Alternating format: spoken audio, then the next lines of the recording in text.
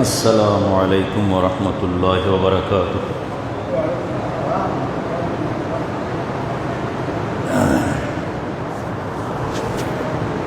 الحمد لله نحمده ونستعينه ونستغفره ونؤمن به ونتوكل عليه ونعوذ بالله من شرور أنفسنا ومن سيئات أعمالنا. من يهده الله فلا مضل له ومن يضلله فلا هادي له. ونشهد أن لا إله إلا الله وحده لا شريك له. ونشهد أن سيدنا ونبينا ومولانا محمدًا عبده ورسوله. أما بعد فقد قال الله تعالى عز وجل في كلامه المجيد وفرقانه الحميد في شان حبيبه ونبيه مخبرا وآمرا.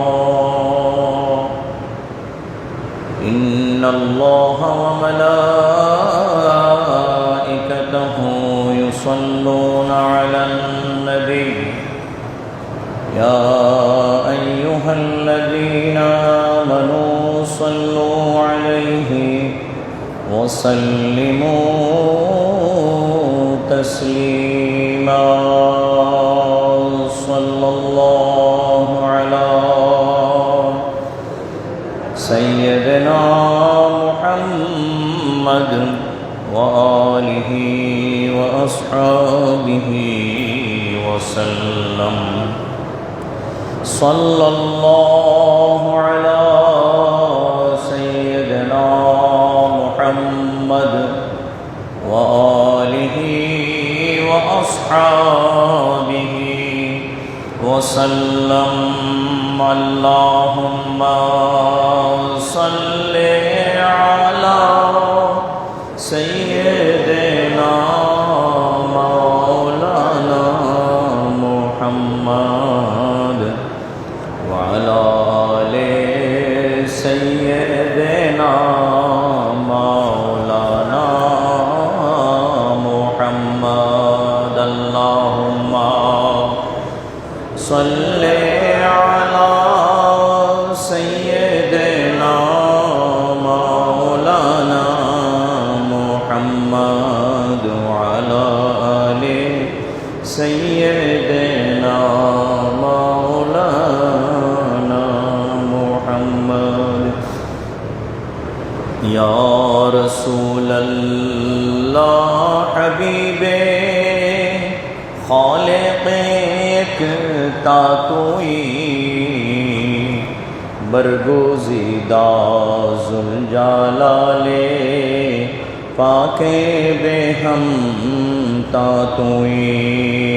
अल्लाहुम्मा सल्ले अला सय्यिदना मौलाना मुहम्मद वअला आले सय्यिदना मौलाना मुहम्मद. या रसूल अल्लाह तू दानी उम्मतानत आजेज़ारा रहनुमाओ जुमला रामा वा तुई. अल्लाहुम्मा सय्यिदना मौलाना मुहम्मद वअला आले सय्यिदना मौलाना मुहम्मद. दर शबे मिअराजे बुदे जिब्राईल अंदर का दह बरसरी रे गुम्बदे खज़रा तुई अल्लाहुम्मा सय्यदना मौलाना मुहम्मद वअला आले सय्यदना मौलाना मुहम्मद सल्लल्लाहु अलैहि वसल्लम। मुअज़्ज़ज़ अत्र जामे मस्जिदेर मुसल्लियान, মহান আল্লাহ রব্বুল আলমিনের মহান দরবারে অসংখ্যবার শুকর আদায় করছি। আল্লাহর প্রিয় হাবিব, দো জাহানের সরদার, সাহেবে লৌলাক, ফখরে মৌজুদাত, হাবিবে কিবরিয়া, रसूल खुदा सैयदुना व नबीयुना व मौलाना मुहम्मदुर रसूलुल्लाह सल्लल्लाहु अलैहि वसल्लम दरबारे अगणित बार दरूद व सलाम पेश करार माध्यमे आज के पवित्र जुमार बयान आपनादेर खेदमते आरज करछि। মহান আল্লাহ রব্বুল আলামিন আমাদের সকলকে তার দরবার শরীফে কবুল ও মঞ্জুর করুন, বলুন আমিন।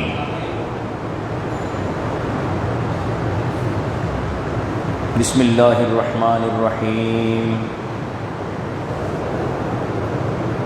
وقرنا في بيوتكن ولا تبرجن تبرج الجاهلية الأولى بسم الله الرحمن الرحيم يا أيها النبي قل لأزواجك وبناتك ونساء المؤمنين يدنين عليهن من جلابيبهن ذلك أدنى أن يعرفن فلا يؤذين وكان الله غفورا رحيما صدق الله مولانا العظيم وصدق رسوله النبي الكريم। সূরাতুল আহজাবের দুইটা আয়াত আজকে নসিহতের জন্য পেশ হচ্ছে। অত্যন্ত গুরুত্বপূর্ণ বিষয় আজকের এই নসিহত। আল্লাহ পাক আমাদের সকলকে এর উপরে আমলের তৌফিক দান করুন, বলুন আমিন।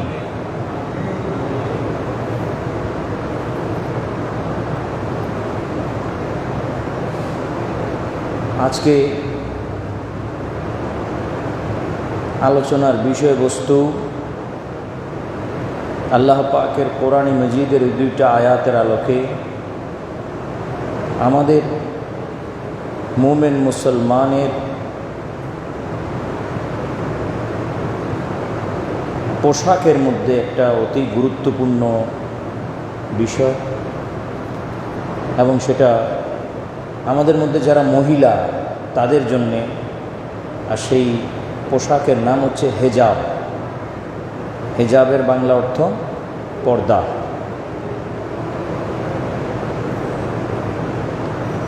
মুমিন মুসলমানের জন্য পর্দা করা আল্লাহর দরবার থেকে এবং রসুল পাক সাল্লাল্লাহু আলাইহি ওয়াসাল্লামের সুন্নত অনুযায়ী ফরজ।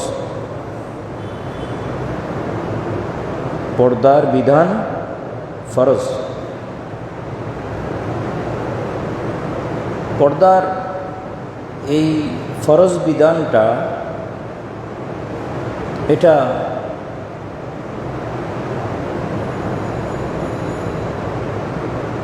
মুমিন মুসলমানের জন্য কেবল একটা কর্তব্য আল্লাহ পাক বলেছেন। এই জন্য কর্তব্য যখন আল্লাহ বলেছেন আদায় করতে হবে, বাস এতটুকু। আল্লাহ বলেছেন, কর্তব্য করেছেন, মানুষকে আদায় করতে হবে, এর মধ্যে বিষয়টা সীমাবদ্ধ নয়। পর্দার যে বিধান আল্লাহ তাআলা নারীদের এবং পুরুষদের উপরে ফরজ করেছেন, এটা নারী এবং পুরুষের মাঝে আল্লাহ তাআলা বিপদ দেখে এটাকে ফরজ করেছেন। আর যদি সেই বিপদ না থাকতো, আল্লাহরও ফরজ করার দরকার ছিল না। যে কোনো বিধানের পিছনে কোনো স্পেসিফিক রিজিয়ন এবং রেশনাল রিজিয়ন, যুক্তিপূর্ণ কোনো দরকার বা কারণ ছিল কি না, এটা উদ্ঘাটন করা উচিত। যারা জ্ঞানবান ব্যক্তি তারা এগুলোর পিছনে ভাবে, সময় দেয় যে এটা কেন ফরজ হইল, ওইটা কেন ফরজ হইল, ওইটার পিছনে কারণ কি। ফরজ যখন হয়েছে তখন আমরা তো মানব অবশ্যই, নিঃসন্দেহে, কিন্তু অবশ্যই ফরজ হওয়ার পিছনে কোনো না কোনো যুক্তি থাকবে, লজিক থাকবে, যেটার কারণে আল্লাহ তাআলা ফরজ করেছেন। তো এই পর্দার আয়াত নাজিল করার মাধ্যমে মহিলাদেরকে পুরুষদের নজর থেকে অথবা পুরুষদেরকে মহিলাদের নজর থেকে যে আল্লাহ তাআলা আলাদা করছেন, এর পিছনে পুরুষ ও মহিলা সংগঠিত কোনো কারণ ছিল, এবং সেই কারণটা পুরুষ ও মহিলা উভয়কে খুবই খুবই বিপদগ্রস্ত করে দিবে বলেই আল্লাহ তাআলা এখানে একটা আইন, একটা কানুন আল্লাহ তাআলা কর্তব্য হিসেবে দিয়েছেন। কর্তব্য। আসুন আমরা আজ কোরআনে পাকের আলোকে আল্লাহ পর্দার বিধান কি কারণে নাজেল করছেন, পর্দার বিধান যদি নাজেল না করতেন, অবাধ মেলামেশা যদি সে সময় থেকে আজ পর্যন্ত হয়ে আসতো, তাহলে মানবতা কোথায় গিয়ে বর্তমানে অবস্থান করত, সেটা আল্লাহর আদেশ, মানে আল্লাহর কোরআনে পাকের এই বিষয়ের আয়াতগুলো একটু আলোচনা করলে বিষয়টা আমাদের সামনে প্রকাশ পাবে। তো সুতরাং আল্লাহ বলতেছেন, খুব খেয়াল করে শুনবেন, ওয়াকারনা ফি বুয়ুতিকুন্না ওয়ালা তাবাররাজনা তাবাররুজাল জাহিলিয়াতিল উলা। সূরাতুল আহজাব আয়াত নম্বর 33। আল্লাহ রাব্বুল আলামিন নবীর স্ত্রীদেরকে, হুজুর আকরাম সাল্লাল্লাহু আলাইহি ওয়াসাল্লামের স্ত্রীদেরকে এবং এর সাথে সাথে সকল মোমেন মুসলমানের মহিলাদেরকে, মানে মোমেনা নারীদেরকে আল্লাহ তাআলা এই আয়াত সম্বোধন করে আল্লাহ তাআলা বলতেছেন, এই আয়াতে তাদেরকে সম্বোধন করে শুরুতে আছে ইয়া নিসা আন নবী লাস্তুন্না কা আহাদিন, এখান থেকে কথা শুরু হয়েছে।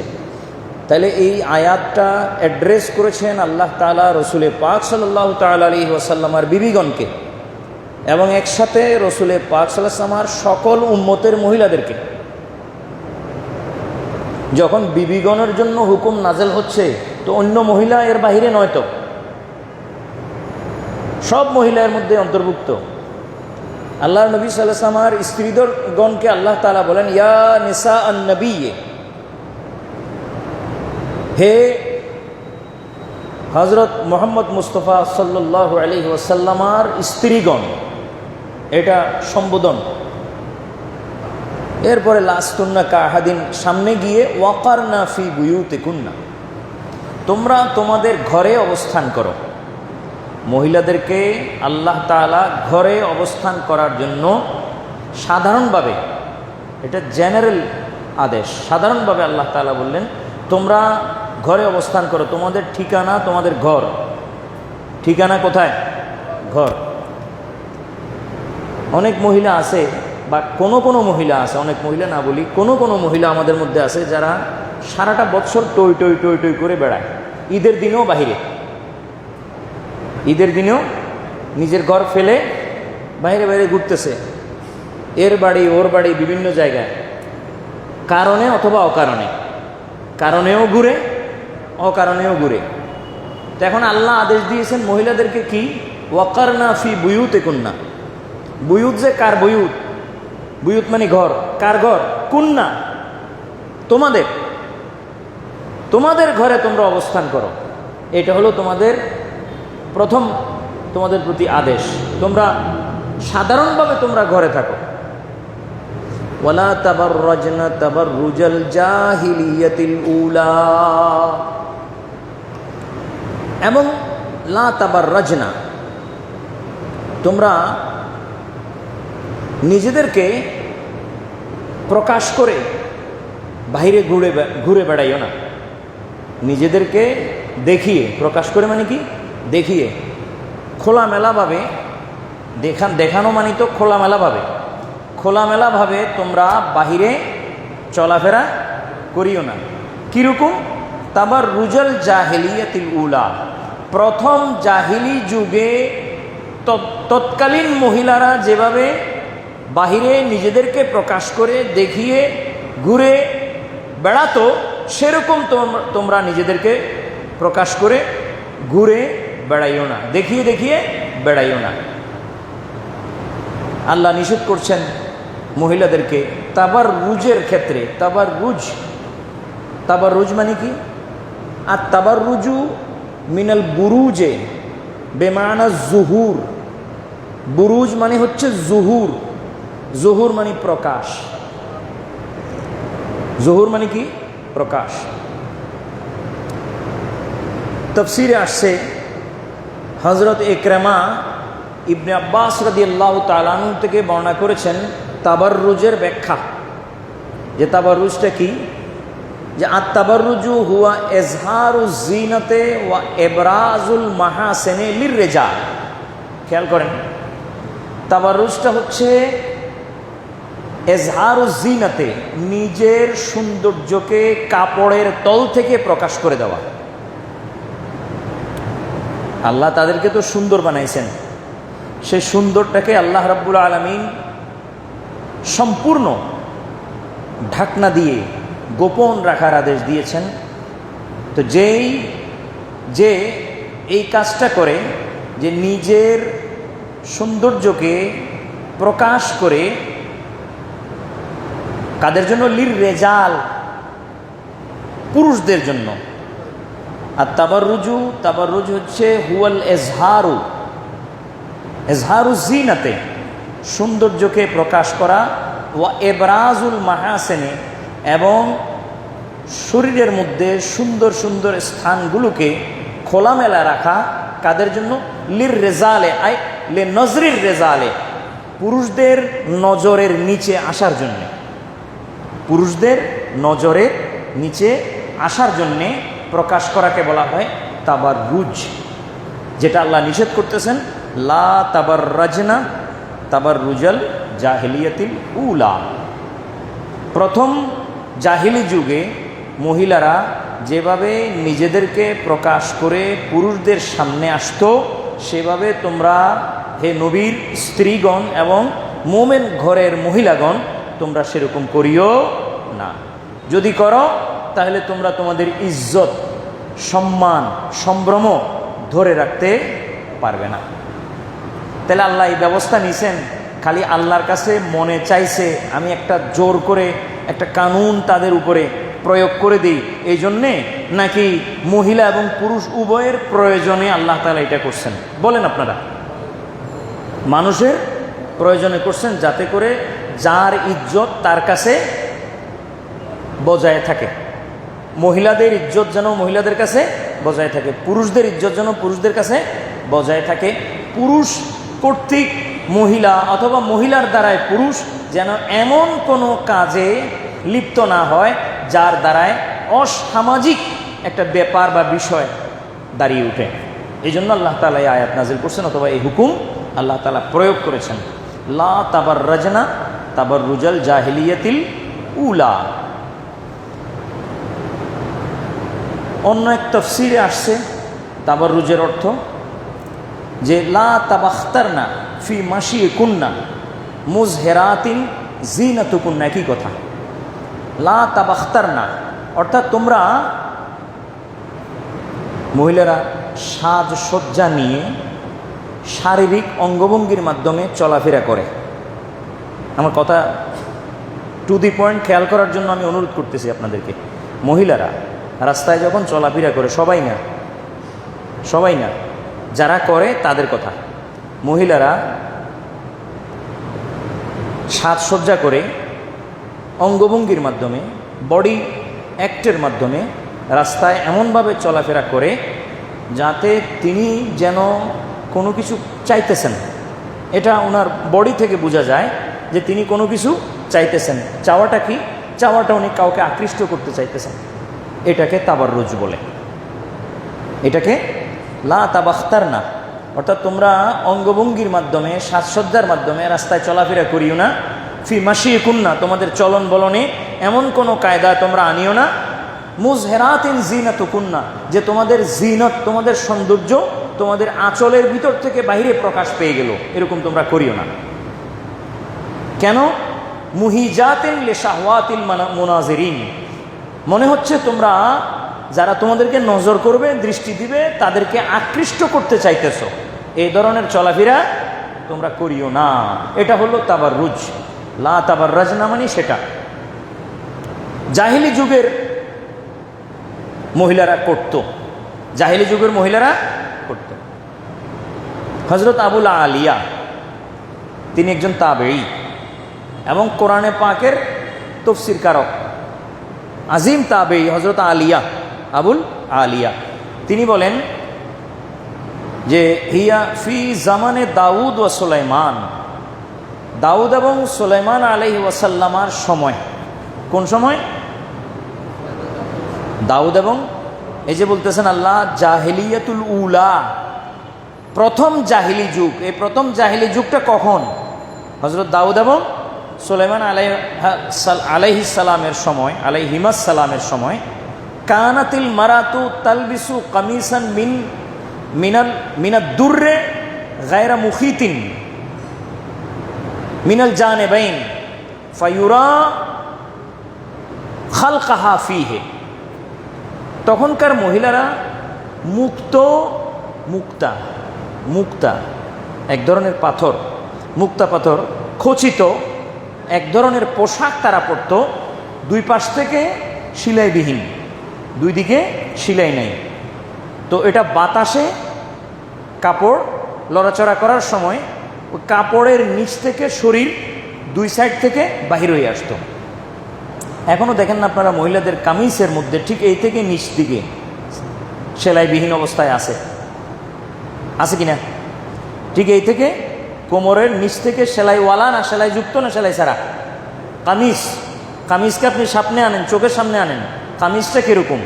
নিচ থেকে সেলাই ছাড়া।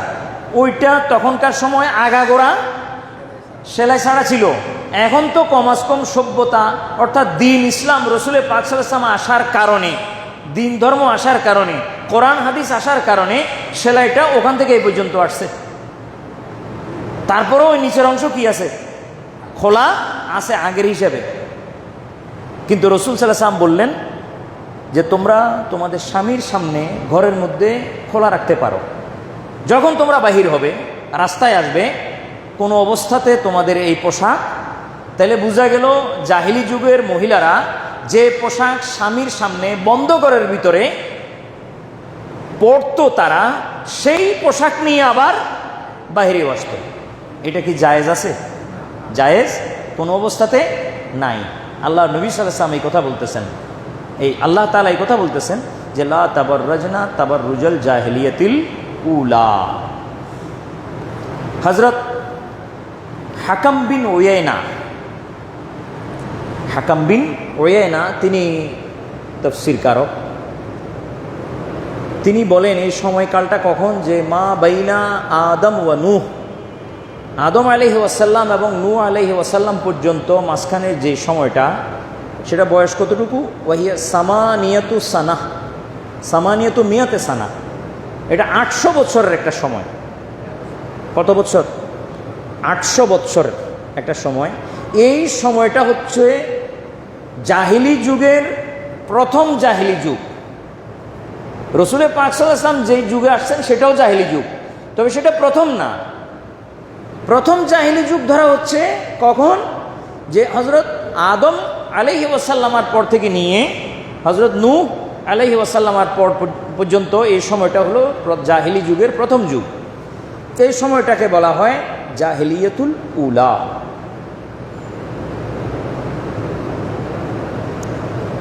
আবার হজরত ইবনে আব্বাস বলেন যে না, এটা হচ্ছে হজরত নূহ এবং ইদ্রিস আলাইহি ওয়াসাল্লামার সময়ের মাঝামাঝি সময়কাল যেটা, সেটা।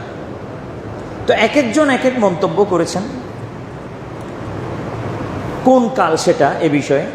তবে বেশি প্রসিদ্ধ হচ্ছে হজরত নূহ আলাইহি ওয়াসাল্লামার পর থেকে নিয়ে হজরত ইব্রাহিম আলাইহি ওয়াসাল্লামার আগ পর্যন্ত এ সময়টাকে প্রথম জাহিলি যুগ হিসেবে ধরা হয়েছে।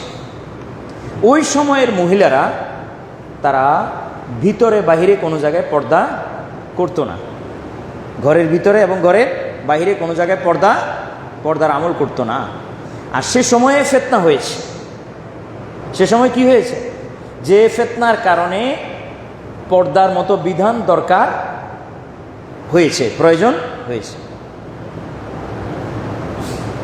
হযরত সুলাইমান আলাইহি ওয়াসাল্লামার সময়ে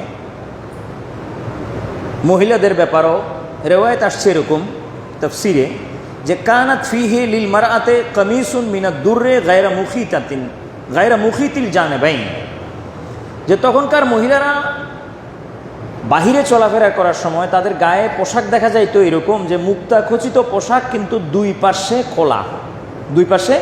খোলা এবং দুই পাশের কিনারা বাতাসের কাপড় চোপড় লড়াচড়ার কারণে পুরোপুরি কি হইতো, প্রকাশ পেয়ে যেত।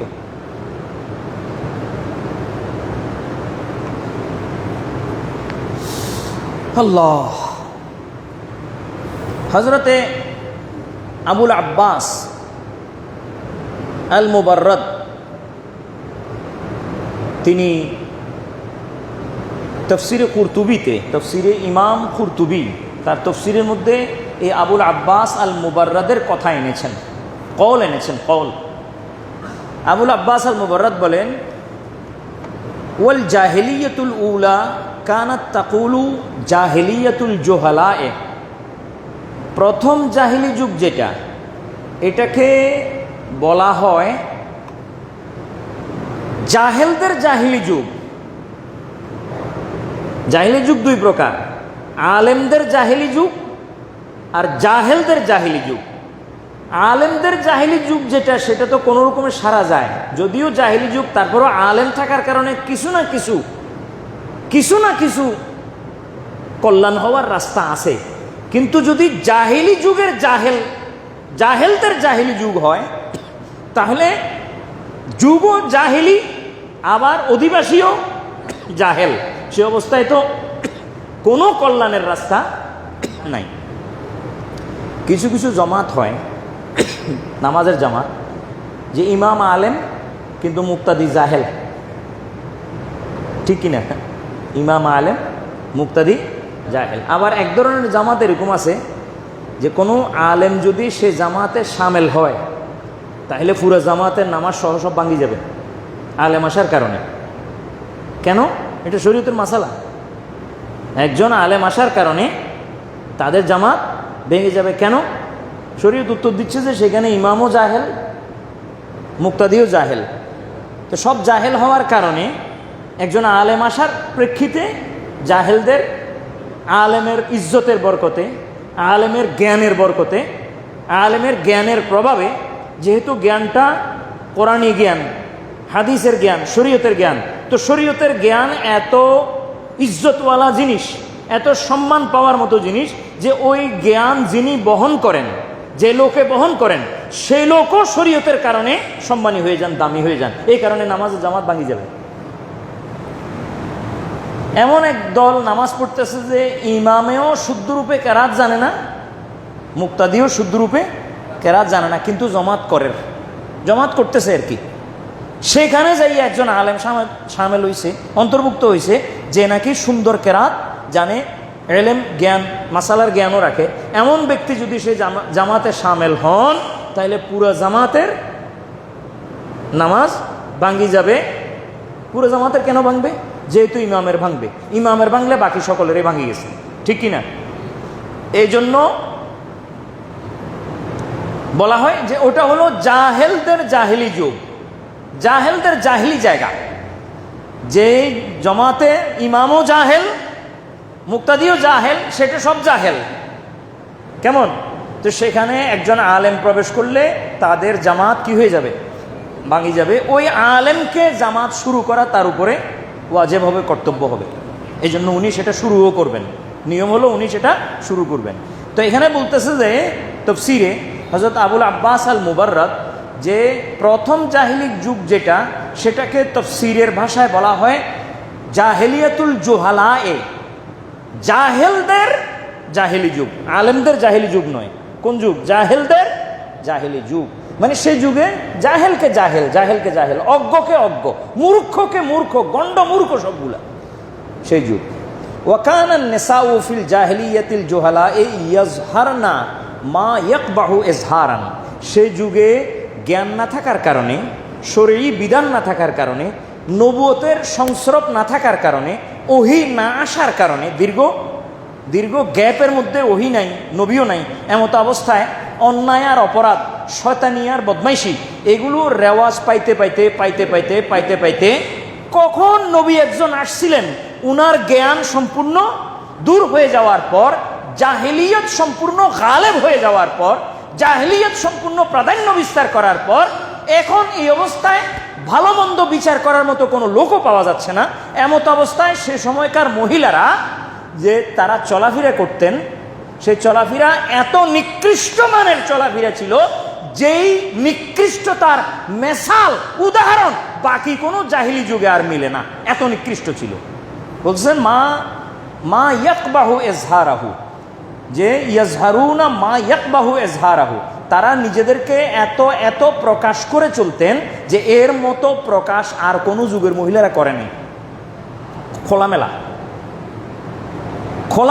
এত খোলামেলা চলতেন, এত নিজেদেরকে প্রকাশ করে চলতেন যে নিজেদের কোনো অঙ্গকে, কোনো আপনার শরীরের কোনো জুজবেকে যে তারা আল্লাহর ভয় আছে তাদের ভিতরে, তারা আল্লাহর ভয়ে এগুলো গোপন রাখছে, এমনটি ছিল না। বরং আল্লাহর ভয় কি সেটাই তারা জানতো না, এবং এটা যে গোপন রাখতে হবে সে সাম্য জ্ঞানটাও তাদের ভিতরে ছিল না, যেহেতু ওহির জ্ঞান, ওহির ইলম তাদের ভিতরে নাই। এই জন্য বলা হচ্ছে জাহেলিয়াতুল জুহালা। এটা হচ্ছে জাহেলদের জাহিলি যুগ, আলেমদের জাহিলি যুগ না, জাহেলদের জাহিলি যুগ। সেই যুগে মহিলারা অত্যন্ত নোংরা প্রকৃতিতে তারা রাস্তায় চলাফেরা করত, যার কারণে যারা আকৃষ্ট হওয়ার, যাদেরকে আকৃষ্ট করার, এগুলো আকৃষ্ট করত এবং হইতো। আল্লাহর নবী সাল্লাল্লাহু আলাইহি ওয়াসাল্লামকে আল্লাহ তাআলা কোরআনে মজিদ নাজিল করে বলতেছেন, ইয়া রাসূলুল্লাহ, আপনার মহিলাদেরকে বলে দিন, লা তাবাররাজনা তাবাররুজাল জাহিলিয়াতিল উলা। হাত্তা দেখেন না কত কত মারাত্মক। এটা তাফসীরের ইবারত, পুরো ইবারতটা তাফসীর, আগাগোড়া তাফসীর, তাফসীর কুরতুবী এবং তাফসীরে ইবনে কাসির, তাফসীরে ইবনে কাসির। সেখানে এরকম বর্ণনা আসতেছে যে হাত্তা কানাতিল মারআতু তাজলিসু মা যাওজিহা ওয়া খুল্লাতিহা। আল্লাহ মাফ করুক, এই জাতীয় অবস্থা এখনো আসে নাই আমাদের ভিতরে, তবে আসার রাস্তা ঢুকছে, আসতেও পারে। সেটা কি? যে হাত্তা কানাতিল মারাতু তাজলিসু মা যাওজিহা ওয়া খুল্লাতিহা, একজন মহিলা তিনি রাস্তায়, যেখানে বসার জায়গা আছে, রাস্তাঘাটে বসার জায়গা থাকে, তো যেখানে বসার জায়গা আছে, তিনি তার স্বামী, যাকে স্বামী হিসাবে গ্রহণ করছেন, তাকেও নিয়ে বসছেন এক কিনারে, এক পাশে, আর যিনি তার সাথে এমনি সম্পর্ক রাখেন, তার স্বামী নয়, বন্ধুত্বের সম্পর্ক, তাকেও নিয়ে বসছেন। এবার সত্য মিথ্যা, হক হালাল, বাস বিচারের আর কোনো সুযোগ আছে এখানে? হাত্তা কানাতিল মারআতু তাজলিসু মা যাওজিহা ওয়া খুল্লাতিহা, বন্ধু বান্ধব নিয়েও বসছেন।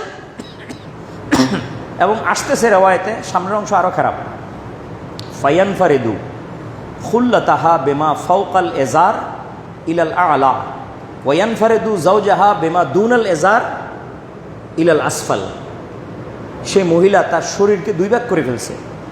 আমি সংক্ষেপে বলতেছি, খুলে বলা সম্ভব না, মসজিদ মোতানাফার হয়ে যাবে।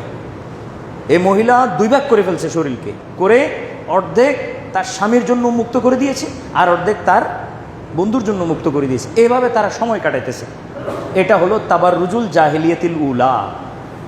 প্রথম জাহিলি যুগে এরকম হইতো, যেহেতু ওহী দীর্ঘদিন, মাঝখানে বিশাল গ্যাপ, যার কারণে আল্লাহর বিধান শোনানোর মতো তাদের কাছে কেউ ছিল না, কোনো নবী তাদের মাঝে ছিল না, যার কারণে তাদের শয়তানের ওয়াসওয়াসায় তারা এতটুকু নিচে নেমেছে যে স্বামী এই কথা পার্থক্য করতে পারতেছে না যে এটা তো আমার স্ত্রী, আর স্ত্রী মানে পুরা তার বিষয়টা হোল লাইফ এটা আমার জন্য ওয়াকফ করা, সেটা সে বিচার করতেছে না। পাশে আরেকজন নিয়ে বসে আছে, সেটা সে ছাড় দিতেছে অথবা সে সুযোগ দিতেছে। এটা এইরকম নাজুক অবস্থা এখনো তো আসে নাই আল্লাহর রহমতে, কিন্তু আসতে পারে, ঠিক কিনা? নাকি আমার সাথে আপনারা একমত না হলে আমার কি বুঝাইব?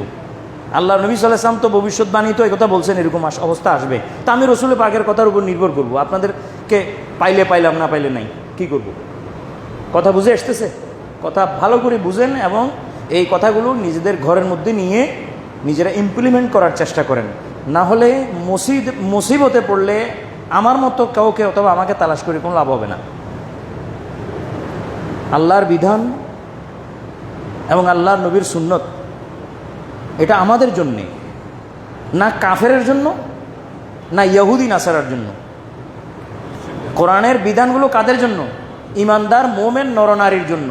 তো ইমানদার মোমেন নরনারী যদি এগুলো শুনতে না চায়, হ্যাঁ, বা এগুলো মাথা পেতে মেনে না নেয়, তো কাফের মুশরিক এগুলো মাথা পেতে মেনে নিবে যে? না। ইমাম কুরতুবীর রওয়ায়াত আপনাদের সামনে বললাম, তিনি হযরত আবুল আব্বাস আল মুবাররাদের কথা রেকর্ড করে তিনি তাফসীর করেছেন যে জাহিলি যুগে মহিলারা এভাবে চলাফেরা করত। আল্লাহর নবী সাল্লাল্লাহু আলাইহি ওয়াসাল্লামের স্ত্রীগণকে আল্লাহ রাব্বুল আলামিন বলেছেন লা তাবাররাজনা তাবাররুজাল জাহিলিয়াতিল উলা।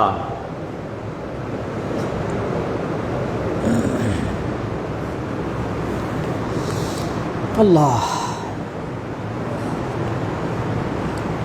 হযরত মুকাতিল ইবনু হাইয়ান এর কথা হযরত ইমাম কুরতুবী রেকর্ড করছেন। তিনি বলেন যে তাবাররুজটা কীরকম, যে আন্নাহা তুলকিল খিমার আলা রাসিহি। এটা কিন্তু মিলবে এখন আমাদের যুগের মহিলাদের সাথে, খুব খেয়াল করেন যে আন্নাহা তুলকিল খিমারা আলা রাসিহি, মহিলারা বাহিরে যাওয়ার সময় মাথায় ওড়না একটা বাঁধবে, ওড়না, এই যে আমি দিলাম না, এই জাতীয় ওড়না বাঁধবে। ওয়ালা তাশুদ্দুহু ফায়ুয়ারি কালায়েদাহা ওয়া কুরুতেহা ওয়া উনুকেহা, এমনভাবে ওড়নাটা মাথায় রাখবে, বাঁধবে না ভালো করে বাঁধে না, যাতে করে দেখা যায় তার কানে কোন ধরনের দুল ঝুলতেছে পরিষ্কার দেখা যায়, গলায় কি নেকলেস আছে সেটা দেখা যায়, এবং ঘাড়ও দেখা যায়, চুলও দেখা যায় এমনভাবে। আর আপনি উপর থেকে ওড়না ঝাপাই দিলেন, বলতেছেন আমি পর্দা করছি। তো ওড়না ঝাপানো আপনার পর্দা করার নাম, আপনি পর্দা করছেন এটা নাম দিলেন কি, আমি ওড়না ঝাপাইছি তো, কিন্তু এদিক থেকে বাতাস আসতেছে, এটা আমার এটাও সরাইতেছে, দেখেন না, এটা সরাচ্ছে না, বাতাসে সরাই ফেলছে, কান দেখা যাচ্ছে, দুল দেখা যায় দুই পাশে, দেখা যায় গলায় কি নেকলেস আছে, দেখা যায় ঘাড় ওদিক থেকে দেখা যাচ্ছে, কারণ এটা এত পাতলা যে ওখান থেকে, হ্যাঁ, বেহেশতে যে পোশাক মহিলারা পরবে সে পোশাক এখন পরাই দিছে, ঠিক কিনা? এটা হলো তাবাররুজ। ওয়ালা তাবাররাজনা তাবাররুজাল জাহিলিয়াতিল উলা ফায়াবদু যালিকা কুল্লাহু। অতএব প্রকাশ পেয়ে গেছে তার এই মুখমণ্ডল থেকে নিয়ে পিছনের অংশ পুরাটা ঢাকার পরেও, ঢেকে দেওয়ার পরেও প্রকাশ পেয়ে গেছে। আচ্ছা, কাপড় পরিধান করলেন, কাপড় পরার পরেও যদি বডি দেখা যায় তো কি কাপড় পরলেন? এটা কোন ধরনের কাপড়? এই ধরনের কাপড় আমরা আমাদের মহিলাদেরকে নিয়ে দিচ্ছি কিনা? কেউ কেউ, সবাই না, ঠিক কিনা? আল্লাহ নবী সাল্লাল্লাহু আলাইহি ওয়াসাল্লাম ইরশাদ করেছেন, এই হাদিসটা আমি এখন পড়াচ্ছিলাম না, সামনে আরো এক জুমায় হয়তো এটা লাগবে এই বিষয়ে ডিসকাস করতে। তারপরও আগাম যেহেতু প্রসঙ্গ একেবারে নিকটে এসে গেছে, আল্লাহ নবী সাল্লাল্লাহু আলাইহি ওয়াসাল্লাম বলে, নেসাউন আরিয়াতুন কাসিয়াতুন মুমিলাতুন মাইলাতুন রুউসুহুন্না কাআসনিমাতিল বুখত। রুউসুহুন্না কাআসনিমাতিল, আল্লাহর নবী সাল্লাল্লাহু আলাইহি ওয়াসাল্লাম, আমার মনে হয় 13, 14, 1500 বছর পরে মহিলাদের মাথার অবস্থা কি হবে আল্লাহর নবী সাল্লাল্লাহু আলাইহি ওয়াসাল্লাম সাক্ষাৎ নিজের চোখের সামনে দেখে দেখে বলতেছেন, মনে হচ্ছে এরকম এরকম।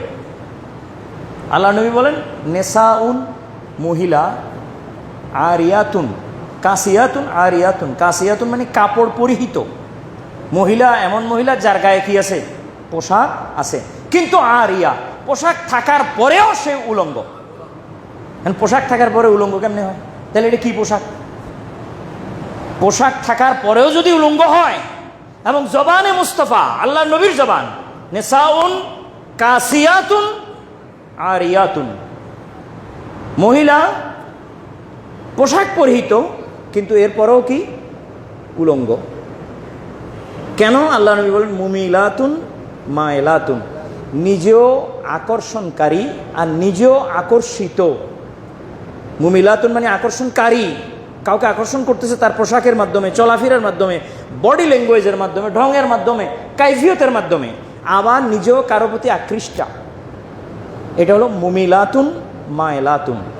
রুউসুহুন্না, তাদের মাথা, কাসনেমাতিল বুখতে, খোরাসানের যে উঁট আছে, খোরাসানের উঁটের পিঠটা একটু উঁচু, অন্য অন্য উঁটের পিঠও উঁচু, অন্য জায়গার উঁটের পিঠও উঁচু, কিন্তু খোরাসানের উঁটের পিঠের অংশটা বেশি উঁচু। হুজুর তুলনা দিলেন যে খোরাসানের উঁটের পিঠের অংশ যেরকম উঁচু, এই মহিলাগুলোর মাথা এরকম। তার মানে কি?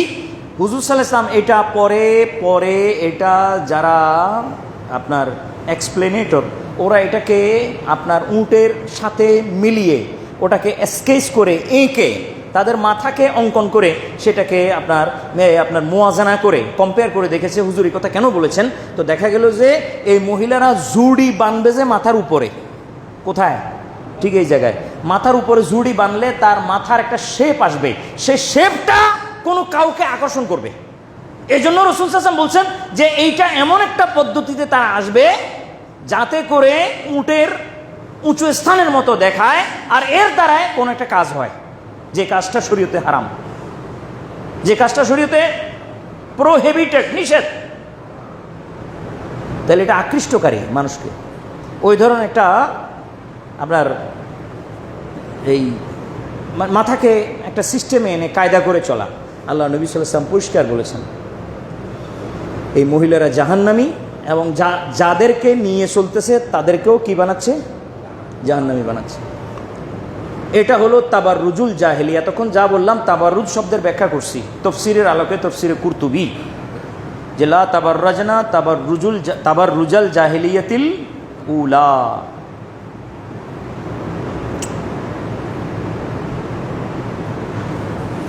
একটা ঘটনা, ইমাম ইবনে কাসির, হাফেজ আবুল ফেদা ইসমাইল ইবনু কাসির, হাফেজ আবুল ফেদা ইসমাইল ইবনু কাসির, যাকে আপনারা তাফসীরে ইবনে কাসিরের মুসান্নিফ চিনেন। উনি একসাথে মুয়াররিখ, ঐতিহাসিকও, মুফাসসির, মুহাদ্দিসও বড় মানের। তখনকার সময়ে যারা আলেম তারা 4 স্কোয়ার হইতেন, চতুর্মুখী। তাদেরকে তাফসীরের জ্ঞান, হাদিসের জ্ঞান, ইলমে হাদিসের জ্ঞান, ইলমে বালাগাত, ইলমে মানতিকের জ্ঞান, ইলমে ফিকহের জ্ঞান, ইলমে তারিখের জ্ঞান, কারণ এগুলো পরস্পর রিলেটেড, একটার সাথে একটা যুক্ত, রেলিভেন্স রয়েছে ভিতরে। যার কারণে একজন ব্যক্তিকে একটা কম্পাইল্ড করতে হলে, কমপ্লিট একটা বুক তৈরি করতে হলে তাকে সব ধরনের জ্ঞান বজায় রাখা লাগতো। এখনকার সময় ডাক্তারদের মতো না, ডাক্তাররা তো ঠ্যাঙের ডাক্তার একজন, মাথার ডাক্তার একজন, ব্রেনের ডাক্তার একজন, চোখের ডাক্তার একজন, হার্টের ডাক্তার একজন। তখনকার সময় সব পুরো শরীরের ডাক্তার একজনই ছিলেন। এরকম। তো আবুল ফেদা ইসমাইল ইবনে কাসির আপনার প্রমিনেন্ট ফিগার অফ মুফাসসিরিনদের মধ্যে অনেক প্রমিনেন্ট ফিগার, একবারে যে কোনো মাসলাকের, চাই সেটা কওমি দেওবন্দি মাসলাকের হোক অথবা সুন্নি মাসলাকের হোক, সবাই ওনাকে সমীহ করেন, ওনার তাফসীরটাকে গ্রহণ করেন। তিনি একটা ঘটনা উল্লেখ করেছেন। তিনি বলেন যে কানা ফিমা বাইনা নূহ ওয়া ইদ্রিস আলাইহিমাস সালাম ওয়া কানাত আলফু সানাহ। হযরত নূহ এবং ইদ্রিস আলাইহি ওয়াসাল্লামার জমানার মাঝখানের সময়, যেটা 1000 বছর ব্যাপ্তি, সে সময়ে ওয়া ইন্না বাতানাইনি মিন ওয়ালাদে আদামা কানা আহাদুহুমা ইয়াসকুনুস সাহলা ওয়াল আখারু ইয়াসকুনুল জাবাল। হযরত আদম আলাইহি ওয়াসাল্লামের বংশধররা 2 ভাগে ভাগ হয়ে এক ভাগ বসবাস করতেন সমুদ্রের তীরদেশে। সমুদ্রের তীরদেশে আমরা আমাদের এই জায়গাটা, আমাদের এই পাহাড়তলি অঞ্চলটা, সরাইপাড়া, পাহাড়তলি, এদিক দিয়ে উত্তর কাট্টলি, এগুলো সমুদ্রের তীরে আছে। খেয়াল করেন কোথায় আছে? সমুদ্রের তীরে আছে। আবার বান্দরবান, রাঙ্গামাটি, এই অংশটা কোথায় আছে? পাহাড়ের নিকটে, ঠিক কিনা? এরকম আদম সন্তানের দুইটা দল, পুরুষ মহিলা, দোনো দলে পুরুষ মহিলা আছে ভাগে ভাগে। একদল বসবাস করত সমুদ্রের তীরে, আর একদল বসবাস করত পাহাড়ের পাশে, পাহাড়ের পাদদেশে। দোনো দলের কারোর সাথে কারোর দেখা নাই, যোগাযোগও নাই, কারণ কোনো ওয়াসাইল ছিল না, কোনো মিডিয়া ছিল না যে একে অপরের সাথে কি করবে, যোগাযোগ করবে। তো ওয়াকানা রেজালুল জাবাল সবাহান ওয়াফিন নেসায়ে দামামাত। যারা আপনার পাহাড়ে বসবাস করত তাদের পুরুষগুলো সুন্দর ছিল, আর তাদের মহিলা যেগুলো, এগুলো আকৃষ্ট করা যায় এমন চেহারার ছিল না। মহিলাদের চেহারা ভালো ছিল না, পুরুষদের চেহারা ভালো ছিল, আকৃষ্ট হওয়ার মতো চেহারা ছিল না, কোনো রকম মহিলা ছিল। আবার অপরদিকে যারা সমুদ্রের তীরদেশে বসবাস করে তাদের ঠিক উল্টা, অল্টারনেট সাইড হয়েছে, অর্থাৎ তাদের মহিলাগুলো খুব সুন্দর, পুরুষগুলো তেমন আকৃষ্ট করা যায় সেরকম চেহারার নয়। এই কারণে তাদের মধ্যে তাদের আকর্ষণ ছিল না। তাদের মধ্যে সমুদ্রের তীরে যারা বসবাস করে তাদের পুরুষরা তাদের মহিলাকে আকর্ষণ করতো না, আর যারা পাহাড়ে বসবাস করে তাদের পুরুষ মহিলাদের ভিতরে তাদের কোনো, এ কারণে একে অপরের ভিতরে কোনোরূপ অন্যায় সংগঠিত হওয়ার কোনো অবকাশ, সুযোগ, স্কোপ ছিল না। শয়তান এটা দেখছে যে এখানে তো কোনো ফিতনা এখনো হয় নাই, তো ফিতনা কেন হয় নাই? আদম সন্তানের ভিতরে ফিতনা হবে না আর আমি শয়তান দুনিয়াতে থাকবো, এটা তো ঠিক নয়, এই জন্য ফিতনা করতে হবে। তো কি করছে এরপর আমি রেওয়ায়েত আর পড়তেছি না, লম্বা হয়ে যাবে।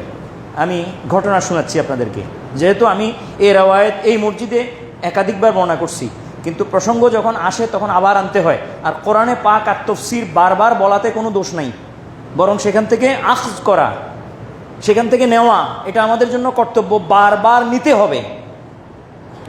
যখনই আল্লাহর আইন বিধান পালন করা সমাজের মধ্যে ভোঁতা হয়ে যাবে তখন আবার তুলে আনতে হবে বিষয়টা, এটা জরুরি।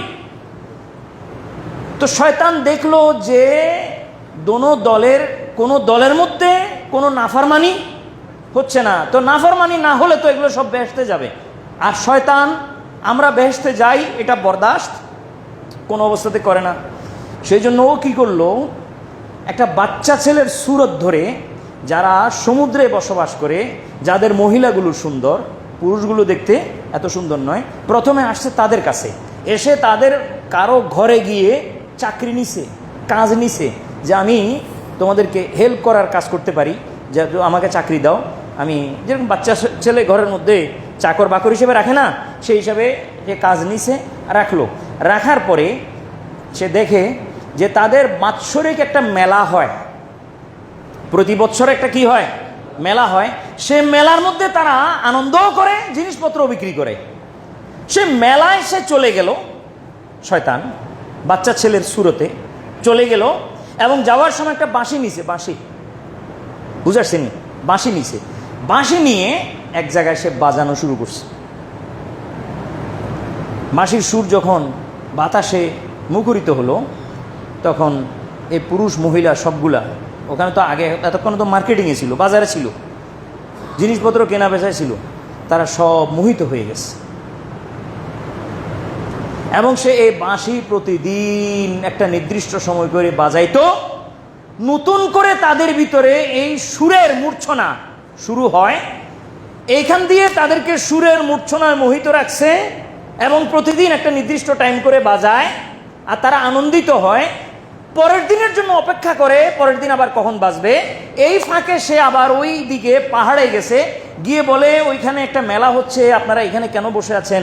মেলার মধ্যে বিভিন্ন জিনিসপত্র বেচা কিনা হয়, যদি এখানে আসতেন তাহলে আমরা ব্যবসা বাণিজ্য করতে পারতো। এগুলো বলে মেলার মধ্যে আসার দাওয়াত দিয়ে আসছে সেই এলাকার পুরুষদেরকে।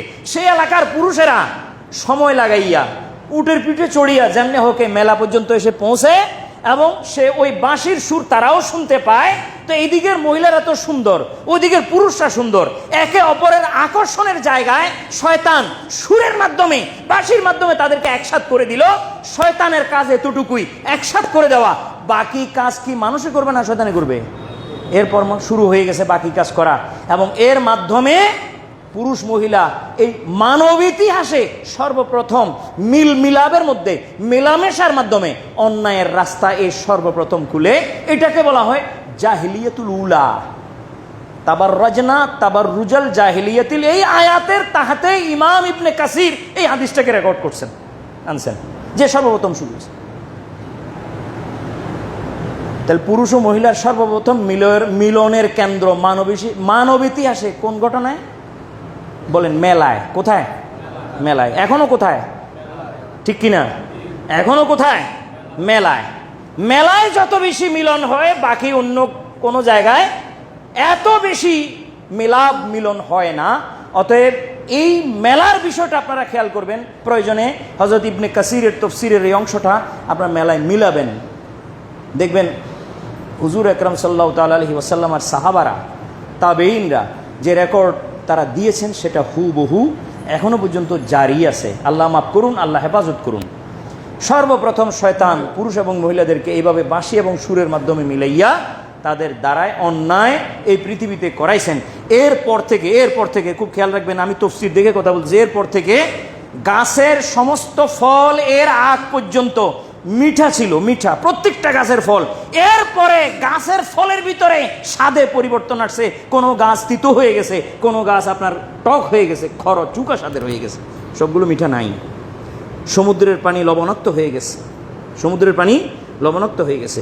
আল্লাহ রাব্বুল আলামিনের খেয়াল ছিল যে আল্লাহ তাআলা সারা রাত ভর বৃষ্টি দিবেন, যাতে জমিন সম্পূর্ণরূপে হামওয়ার হয়ে থাকে, তৈরি হয়ে থাকে, ফার্টাইল্ড হয়ে থাকে। দিনের বেলায় যেন কৃষকেরা কাজ করতে পারে, আর সারা দিন রোদ দিবেন, সারা দিন রোদ দিবেন। আল্লাহর কুদরতি নিজাম ছিল, নিজামে কুদরত এসা হি থা, কুদরতের নিজাম এরকমই ছিল। রাতভর বৃষ্টি হবে, দিনের বেলায় রোদ হবে, আবার পরে দিন শেষ হয়ে যখন রাত আসবে, পরের দিনের জন্য আল্লাহ পরিমাণ মতো বৃষ্টি দিবেন। আল্লাহ শুরু করছিলেন এইভাবে, কিন্তু বনি আদমের কিছু নাফরমানি, বিশেষ করে 1 নম্বর হাবিল ও কাবিলের হত্যাকাণ্ড, এই 1, 2 হলো এ তাবাররুজুল জাহেলিয়া, এই অবাধ মিলামিশা, এই 2টা ঘটনার পরে আল্লাহর নিজামে পরিবর্তন এসে গেছে, আল্লাহর নিজামে তাবদীল এসে গেছে। আল্লাহ তাআলা বৃষ্টি বন্ধ করে দিয়েছেন, যে এরকম করলে তো দেওয়া যাবে না। যদি আপনাদের মনে চায় আর কিউরিওসিটি জাগে যে আল্লাহ এটা কখন কোথায় করছেন, বা এটা এখন হয় কি না আপনি জানতে চাচ্ছেন, তা আপনি মালয়েশিয়া চলে যান। দেখবেন মালয়েশিয়া যারা চাকরি করে আসছে অথবা ওখানে থাকে, তারা কোনো কোনো এলাকার নাম বলবে, সেখানে রাতে বৃষ্টি হয়, দিনে রোদ হয়, রাতে বৃষ্টি হয়, দিনে রোদ হয়। তো যে জায়গায় রাতে বৃষ্টি হয়, দিনে রোদ হয়, এবং এটা কন্টিনিউটির সাথে, তাসালসুলের সাথে চলে, বুঝবেন সেই এলাকার উপরে আল্লাহ রাজি আছেন, সে এলাকার উপরে আল্লাহ। আর যেই এলাকায় এটা নাই, ব্যর্থ হয়, বুঝতে হবে সেই এলাকায় আল্লাহর রেজামন্দি নাই। তো এবার বলেন আপনার এলাকার উপরে, আপনার দেশের উপরে বা আপনার এলাকায় আল্লাহর রেজামন্দি আসেনি? নাই। কেন নাই? বাস এগুলো মিলাবেন। আর আল্লাহ বলতেছেন যদি আবার জায়গা মতো চলে আসে, আমাদের চট্টগ্রামের ভাষায় বলে অদত চলিয়ে ইয়ে, যদি আবার অদত চলিয়ে ইয়ে, আবার আল্লাহ ওইরকম হয়ে যাবেন যেরকম আগে ছিলেন। কথা বুঝে আসেনি ভাই? শয়তান কি করছে যে বিতাড়িত হয়েছে? মনে আছে না আপনাদের? মনে নাই? শয়তান কি করছে বিতাড়িত হয়েছে? হযরত আদম আলাইহিস সালামকে সিজদা করে নাই, ঠিক না? আদম আলাইহিস সালাম ইন্তেকাল হয়ে গেলেন 1000 বছর বা 960 বছর বা 940 বছর উনি বেঁচে থাকার পর হযরত আদম আলাইহিস সালাম ইন্তেকাল হয়ে গেলেন। আদমের সন্তানরা পৃথিবীতে বাড়তে বাড়তে বাড়তে বাড়তে সারা পৃথিবী ছড়িয়ে পড়েছে। হাজার হাজার বছর অতিক্রান্ত হয়ে গেছে। হযরত মূসার জামানা আসলো। মূসা আলাইহি ওয়াসাল্লাম জলিলুল কদর পয়গম্বর, যিনি আল্লাহর সাথে সরাসরি কালাম করেছেন, কালাম করেন।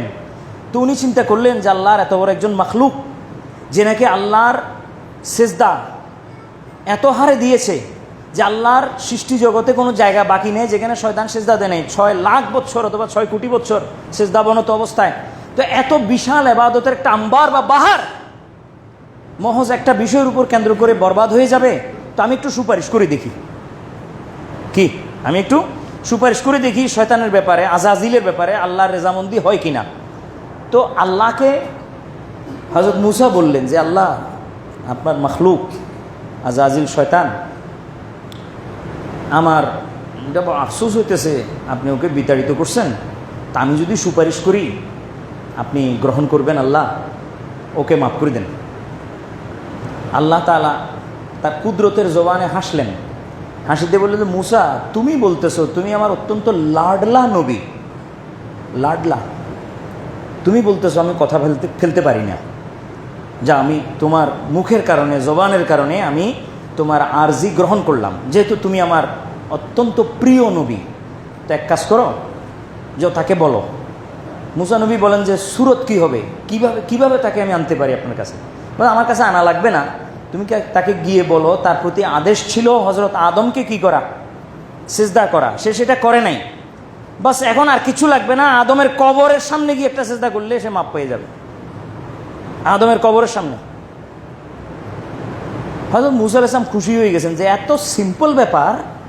আমি মনে করছি আল্লাহ আরো অনেক কঠিন শর্ত সরাইয়া দিবেন। আল্লাহ তো পুরো বিষয়টাকে একদম সিম্পলে শেষ করে দিলেন। একদম খুশি হয়ে শয়তানের সামনে এসে হযরত আদম আলাইহি ওয়াসাল্লাম, এই আপনার হযরত মূসা আলাইহিস সালাম শয়তানকে বলে যে তোমার মুআমেলা তো চুটকির মধ্যে শেষ হয়ে গেছে। কি? যে আল্লাহ বলতেছেন আদমকে আল্লাহ সিজদা করতে বলেছিলেন তোমাকে, তুমি করো নাই। বস এখন আল্লাহ চাইতেছেন তুমি আদমের কবরের সামনে তাকে সম্মান সূচক সিজদা করলে আল্লাহ তোমাকে মাফ করে দিবেন। শয়তানের মাথা গেছে আরও খারাপ হয়ে, বলে জিন্দা আদমকে আমি সিজদা করি নাই আমার আপনার প্রেস্টিজের কারণে, মরে গেছে মরা আদমকে আমি সিজদা করবো, এটা আল্লাহ লাগে? বাস বাদ দেন, যেভাবে আছে সেভাবে থাকাটাই বেহতার হবে, ভালো হবে। বাস এই বলে হযরত মূসা আলাইহিস সালাম আল্লাহর কাছে গিয়ে বললেন যে আল্লাহ বলেন যে হ্যাঁ আমি জানতাম এইটাই করবে। আমি কথা কেন বললাম যে আল্লাহ যেটা করতে বলছেন এটা নাফরমানি করার পরেও যদি কেউ ওইটা করার জন্য প্রস্তুত হয়ে যায়, তো আল্লাহ আবার ওই যে চট্টগ্রামের ভাষায় অদত চলিয়ে আইব। আল্লাহ আবার কি আগের জায়গায় চলে আসবেন যে হ্যাঁ আমি তোমাদেরকে যে বলছিলাম আমি সকালে তোমাদের জন্য সূর্য দিব, রাতে তোমাদের জন্য বৃষ্টি দিব, সেই জায়গায় আমি আবার এসে যাব। শুধু এটা ফেইথ রাখতে হবে, বিশ্বাস রাখতে হবে যে ওয়ালাম তাজেদা লে সুন্নাতিল্লাহে তাবদীলা, আল্লাহর সুন্নত কখনো পরিবর্তন হয় না। বাস আল্লাহ আমাদেরকে বোঝার তৌফিক দান করুন। আলোচনা এটা এখনও শেষ হয়নি, জারি থাকবে। আগামী শুক্রবারও আসবেন ইনশাআল্লাহ, এর বাকি অংশ আপনাদের সামনে আলোকপাত করা হবে। উদ্দেশ্য এটাই, আল্লাহ যেন আমাদের সকলকে এই আমলের তৌফিক দান করেন। ওমা তৌফিক ইল্লা বিল্লাহ। আসসালামু আলাইকুম রহমতুল্লাহ। সুন্নত